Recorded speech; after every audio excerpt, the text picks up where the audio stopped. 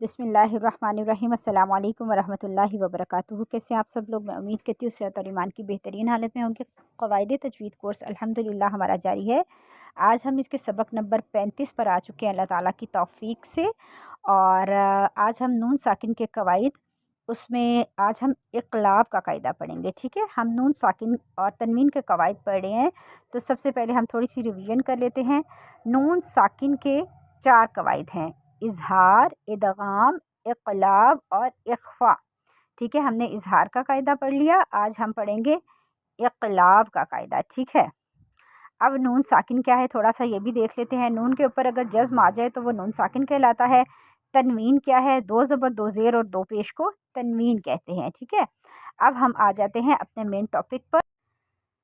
इक़लाब है, इक़लाब का मतलब है तब्दील हो जाना, बदल जाना या चेंज हो जाना। ठीक है, इक़लाब में ये होता है कि नून साकिन और तनवीन के बाद अगर बा आ जाए, ठीक है, नून साकिन या तनवीन के बाद हर्फ बा आ जाए तो नून साकिन और तनवीन की आवाज़ को मीम में तब्दील कर देंगे, मीम में बदल देंगे। इसे इक़लाब कहते हैं। ठीक है, दोबारा से रिवाइज़ कर लेते हैं। इक़लाब का मतलब है तब्दील हो जाना, बदल जाना या चेंज हो जाना। इक़लाब में ये होता है कि अगर नून साकिन और तनवीन के बाद अगर हर्फ बा आ जाए तो नून साकिन और तनवीन को उसकी आवाज़ को नून साकिन या तनवीन की आवाज़ को मीम में बदल देंगे। इसे इक़लाब कहते हैं।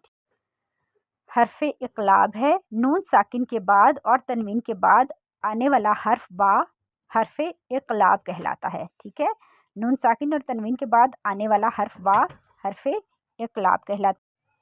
इक़लाब की मिसाल है मिन बादी, मिन बादी। अब नून साकिन के बाद आ गया ना बा, तो यहाँ पर कुरान पाक में ना छोटा सा मीम लिखा हुआ होता है, अक्सर आपने देखा होगा। तो आपने याद रखना है, मीम साकिन या तनवीन के बाद हर्फ बा आ जाएगा तो उसको हमने मीम साकिन से बदल देना है। ठीक हो गया। और यहाँ पर भी गुन्ना होगा। ठीक है, गुन्ना होगा यहाँ पर भी। अब इसकी मिसालें देख लेते हैं। मम बाखिला, मम बाखिला। अब देखें, मम मीम से बदल दिया। ठीक है, और मम इसका एक अलीफ का हमने टाइम दिया, बाखिला। ठीक है, अब हरकत को आपने लंबा नहीं करना। अगला वर्ड देख लेते हैं हम। लनफ्सम बिन्नासियह, लनफ्सम बिन्नासियह। अब देखें, यहाँ पर भी 2 ज़बर की तनवीन आ गई। यहाँ पर मीम नून साकिन था, यहाँ 2 ज़बर की तनवीन के बाद हर्फ बा आ गया, तो हमने यहाँ पर भी इक़लाब कर दिया।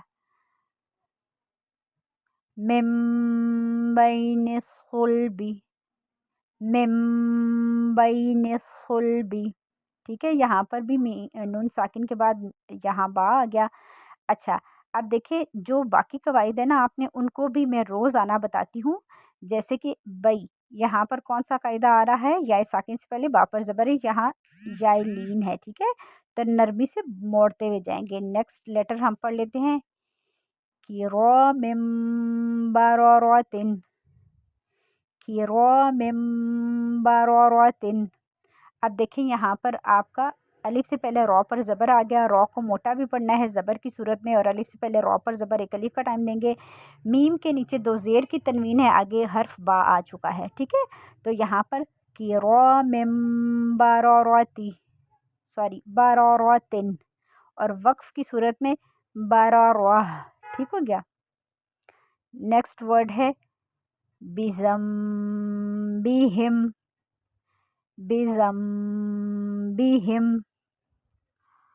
खबीरुम बिमा तअमलून, खबीरुम बिमा तअमलून। समीउम बसीर,